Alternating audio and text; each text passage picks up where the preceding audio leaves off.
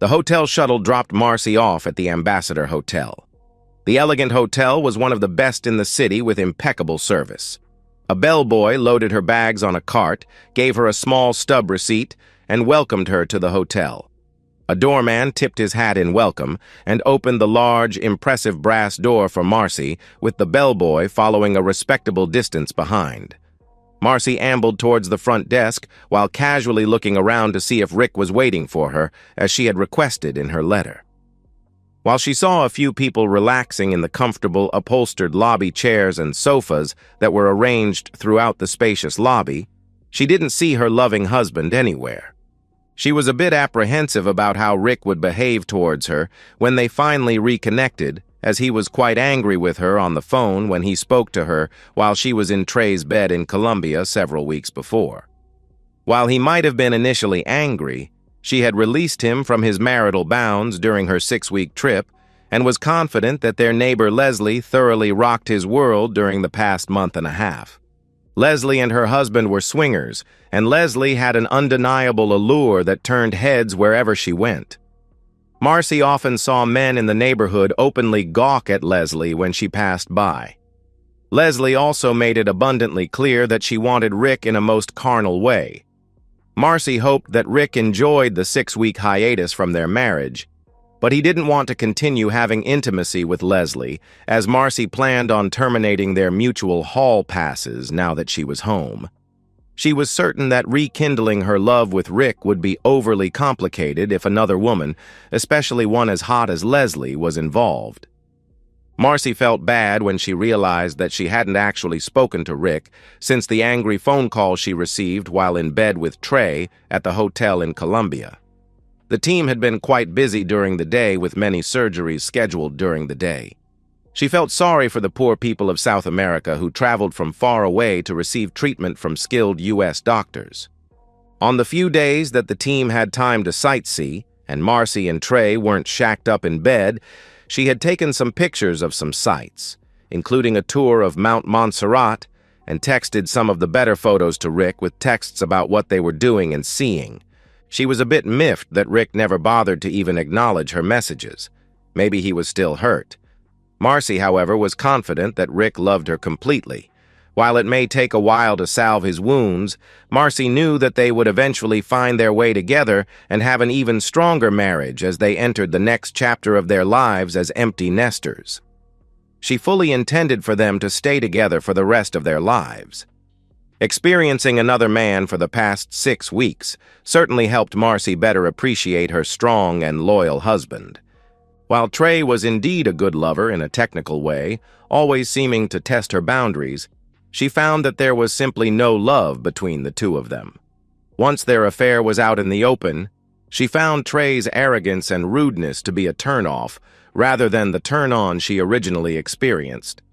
Trey was demanding in bed and seemed to enjoy demeaning her, especially after he knew that Rick had learned of their affair. Trey coerced her into doing things that she never did for Rick, and the more debased, the more of a charge Trey experienced.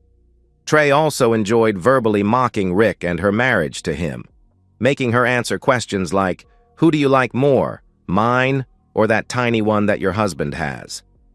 Under Trey's pressure, she uttered words that she didn't fully believe. At first, such comments revved her motor, but over time they irritated her and simply angered her off. When she asked Trey to stop with the verbal disrespect, he seemed to enjoy making even more comments and taking them to even worse levels of disdain, making it sound like Rick was a wimpy, humiliated husband who would be happy to serve Trey as some sort of sexual servant. Marcy ceased complaining, hoping that Trey would lessen the verbal crap, but to no avail. By the end of the trip, Marcy felt used, demeaned, and debased. Waiting for their flight at the Bogota airport, Marcy told Trey that she was ending their affair as she was going to rededicate herself to Rick and her marriage. Trey just shrugged like he could have cared less and said, "You were a damn good woman, but I was getting tired of our fling, so I think splitting up is definitely for the best. Enjoy your humiliated husband." He even traded seats with Penny so that he wouldn't have to sit next to Marcy on the long flight home. Marcy didn't know how she was so enamored by Trey for such a long time. Now, She saw him as just a narcissistic jerk. She was quite relieved that she wouldn't have to sit next to him on the plane ride home. Instead, she sat next to Penny on the trip back. Both of them were exhausted, so they were subdued, talking little during the long flight. Penny confided that Rick had called her room and that he knew she was cheating on her husband Josh with one of the doctors. Fortunately, Rick promised not to tell Josh about Penny's dalliances. Penny knew that Josh wouldn't tolerate cheating. She was glad that she dodged such a close call, and she was actually able to enjoy the rest of her stay and affair in Bogota. While they were waiting for their checked luggage, a young woman walked up to Penny and asked, "Are you Penny Washington?" Penny answered, "Yes," and seemed somewhat confused until the woman handed her a large manila envelope and said, "You have been served. Have a nice day." Marcy looked at the envelope like it was a venomous snake as the young woman took a step back and snapped a picture of her holding the envelope. Penny was devastated and broke down crying. Marcy and other people who were on the trip tried to console her and reassured her with words like, "It will be okay. Maybe you can talk it over with him and get him to forgive you," and the like. All the while, almost everyone knew that Penny's marriage to Josh was toast. Penny eventually calmed down, even though her calls to Josh were being blocked. Not knowing what awaited her at home, Penny gathered her luggage and took an Uber to her parents' home, who lived in the same town as she and Josh. During the wait for the luggage, Marcy found herself glancing around, seeing if any other process server-looking people were in the vicinity, holding large envelopes waiting to ambush her and serve her with her own set of divorce papers. While it took a while to get their luggage, having already gone through customs at the previous airport where they changed planes, no other process servers appeared. Marcy was now confident that Rick had calmed down from his angry phone call and would meet her at the hotel in just a short while. Marcy couldn't wait to rekindle her love and marriage with Rick, the only man she'd ever loved. On her way to the hotel front desk, Marcy mused to herself on rekindling her love with Rick.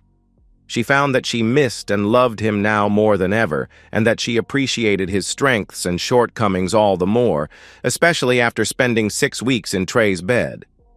Once she and Rick both got clean STD tests, she longed for the familiarity and comfort of Rick's embrace, hoping he would still welcome her back.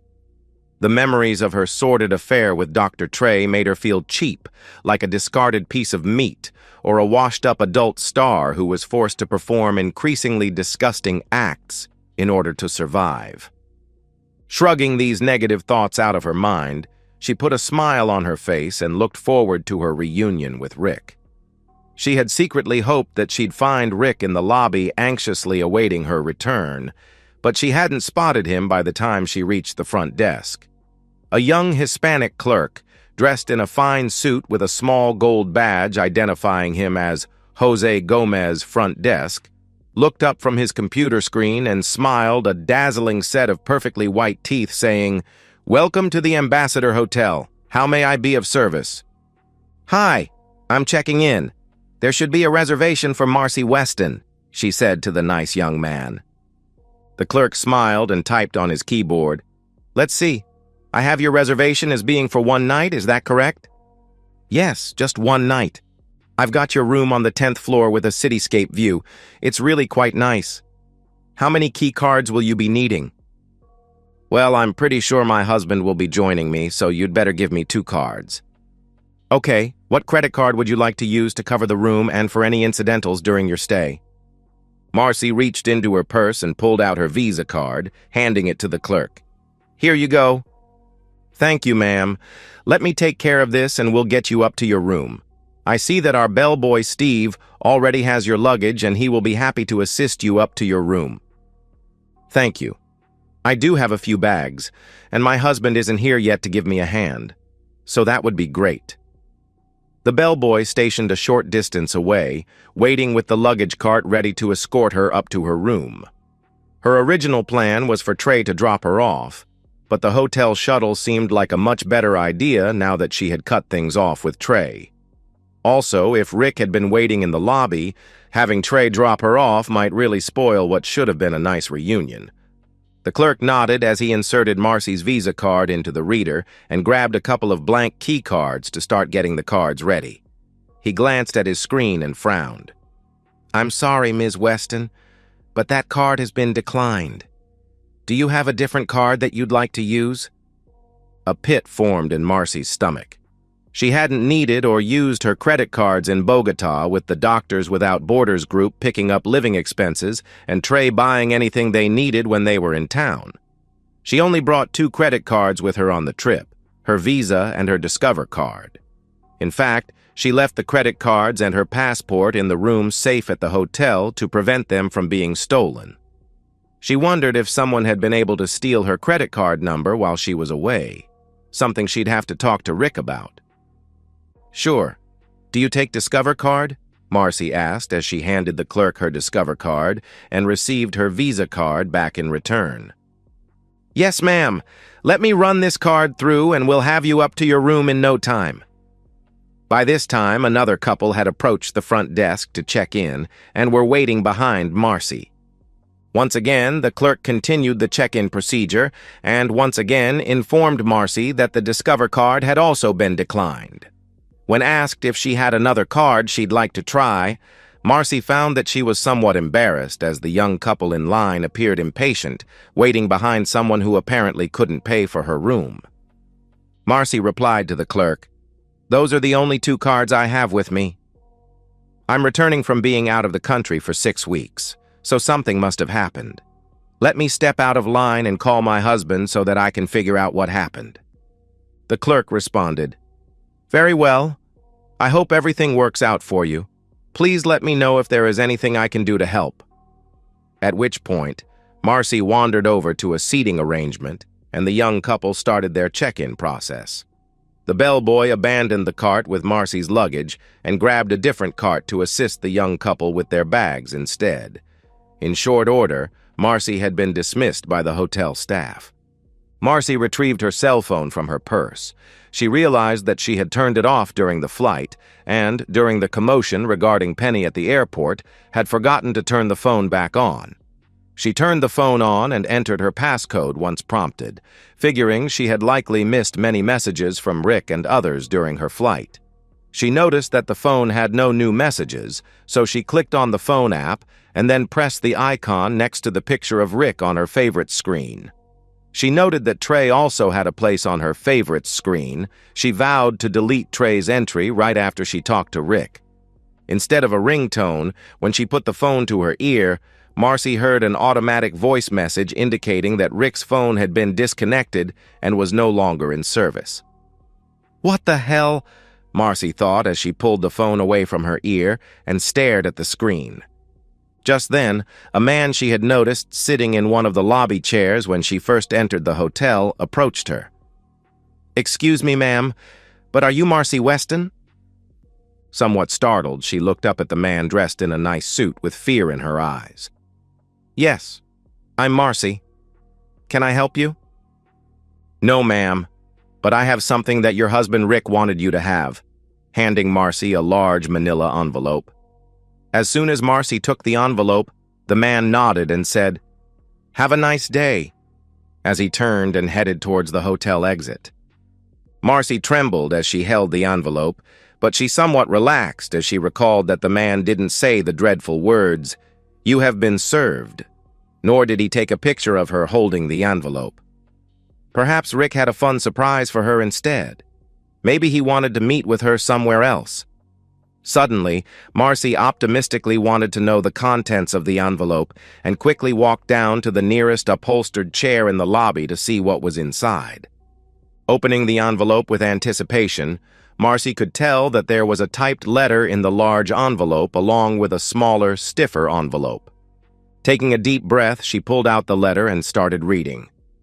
"Marcy, I'm no coward, but as a man, and as your husband, your flagrant disregard for our marriage and the vows we took broke my heart. You apparently justified your actions by concluding that I had a whirlwind affair with Deidre while we were in Iraq serving our country. I did not. I regret to admit that on one occasion, we behaved in a manner that would not pass the spouse test. This happened when we returned to base right after our convoy had been ambushed by insurgents. Deidre and I were lucky to avoid injury or death that day, unlike many of our comrades.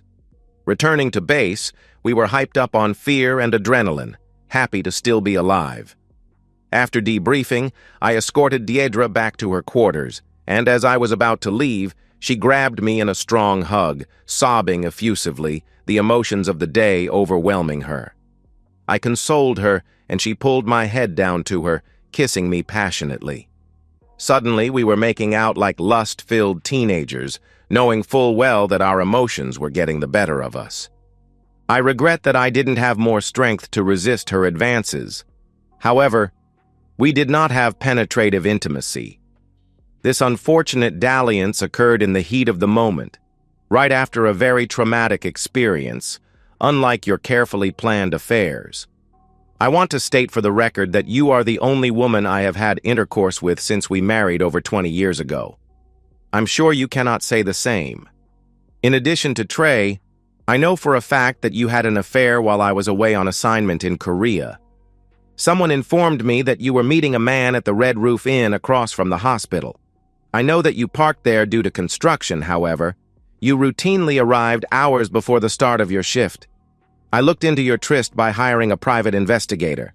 The private investigator failed to identify your paramour, but you and I both know that you cheated on me. You only know how many other times you broke our vows. For some dumb reason, I decided to give you a pass on the Red Roof affair. I was away and you obviously had needs that you wanted someone else to fill. You were discreet and never flaunted the affair to me or anyone else. I also confirmed that you stopped the Red Roof affair as soon as I returned home, no longer arriving at the parking lot hours before your shift started. From your letter, I understand that you unilaterally changed our relationship so that one spouse can do whatever they like without getting the other spouse's approval or consent beforehand. Wow, what a great concept. I never did hook up with Leslie, as the thought of you somewhat gifting her to me turned my stomach. I did, however, invite her and Vincent over for dinner while you were gone.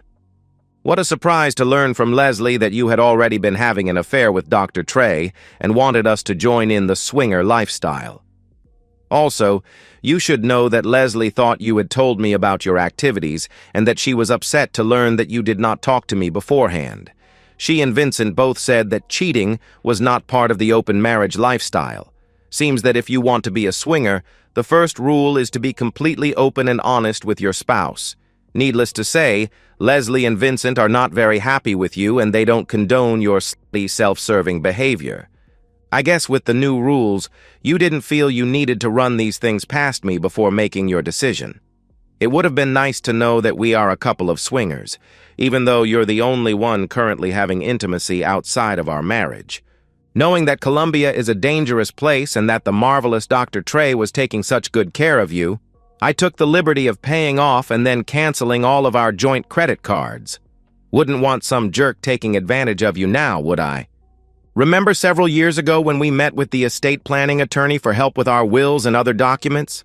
I had almost forgotten that she also prepared a durable power of attorneys for each of us that we both signed.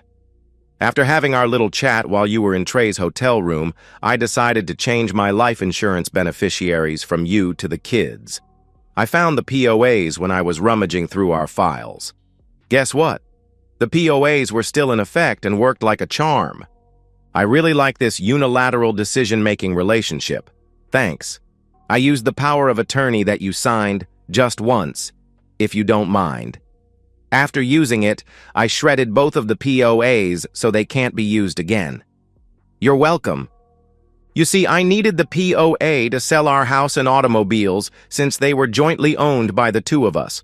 Don't worry, I upheld my fiduciary obligations and got decent prices on your behalf.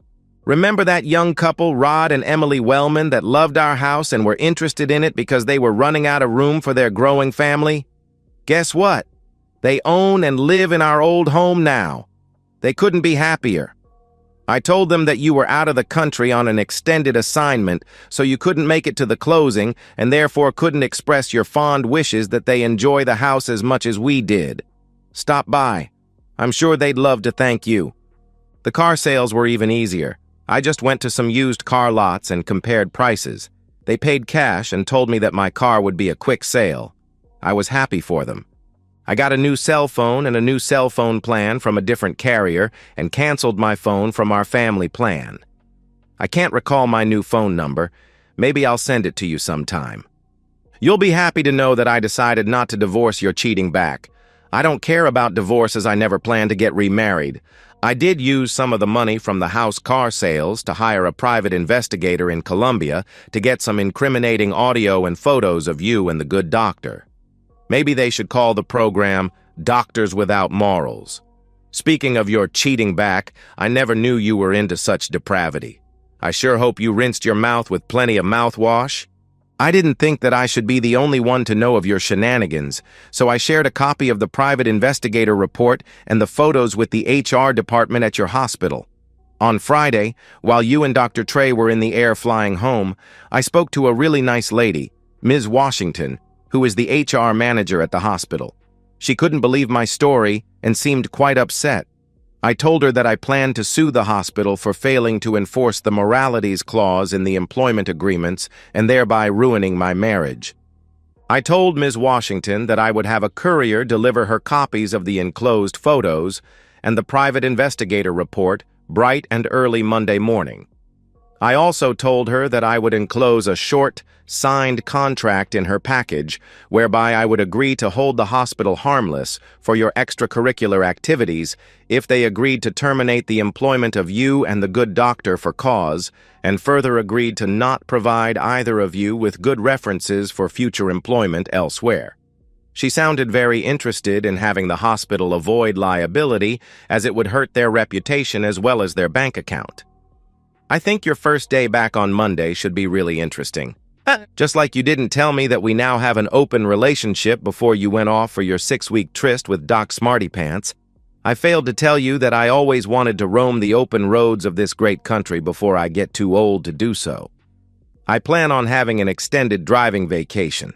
It will take at least a year, likely much longer, to see everything on my bucket list. I'm renting a nice RV from a buddy of mine from the service, so don't try to find me from state registrations, as the vehicle isn't even in my name. Speaking of RV life, boy did I have to downsize to make this work. I just kept the bare minimum and packed the RV. I got rid of everything else. I might have called you to see if there was anything you wanted to keep, but I didn't want to disturb you. The one time I called you in Colombia, you two lovebirds seemed quite annoyed at me. So I didn't want to call again and spoil the mood. I sold all of the furniture and my tools, donated some of my clothes and all of your clothes, and had a little bon voyage bonfire to burn any remaining remembrances. These remembrances include our wedding photos, your wedding dress, and photos of the two of us. I did keep the photos of the kids growing up. Who knew burning photos made so much smoke? Ralph from next door came over to make sure everything was okay when he saw the smoke coming from the backyard. I told him I was having a little bonfire, just once if you don't mind. He didn't mind at all.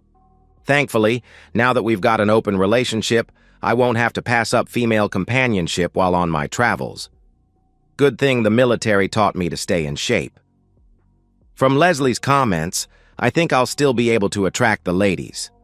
I told the kids about your affairs and that I was going on an extended vacation.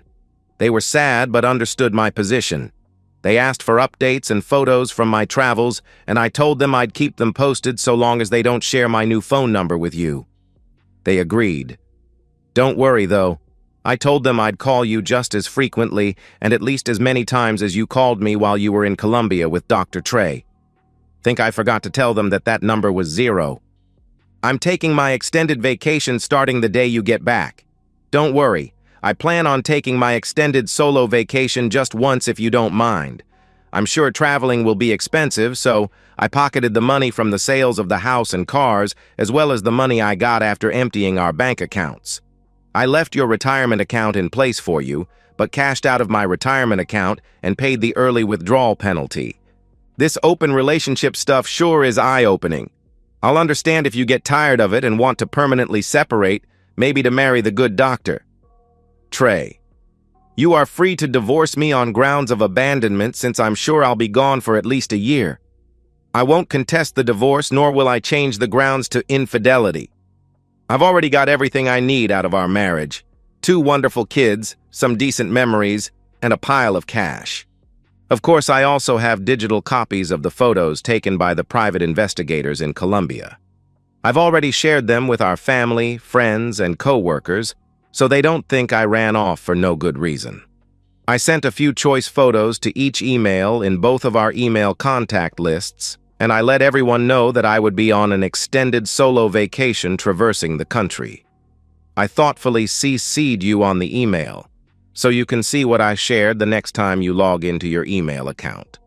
Finally, for some dumb reason, I was feeling a bit generous when I put this letter together and got you a $500 Visa gift card that is also in the smaller envelope. I hope you appreciate the gesture. This letter is likely the last correspondence you'll receive from me, so I'm giving it to you just once if you don't mind. And so, we've reached the end of today's story. Was it what you expected, or did it take a twist you didn't see coming? I'm curious to hear your thoughts. Share them in the comments below, and let's get a conversation going. If this story kept you hooked, make sure to hit that like button. And if you're new here or just haven't subscribed yet, now's the perfect time to join our community. I bring you fresh, captivating stories every day, so click that subscribe button and turn on notifications so you never miss out. Thanks for watching, and I'll see you in the next one.